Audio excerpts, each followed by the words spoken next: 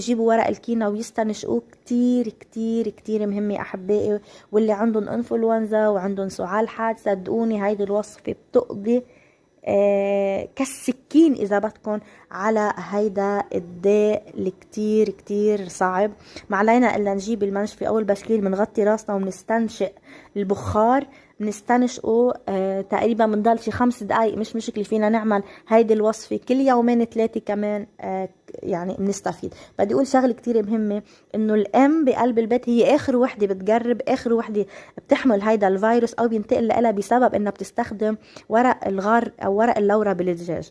فحبيت نوه لهيدا الموضوع. هيدي اليوم هي فكرتنا احبائي. ان شاء الله تكون الفكره اليوم عجبتكم، وان شاء الله يا رب تستفيدوا منها وتعملوها، لانه فعلا فكره كتير مهمه. انا هلا بدي ودعكم، الى اللقاء.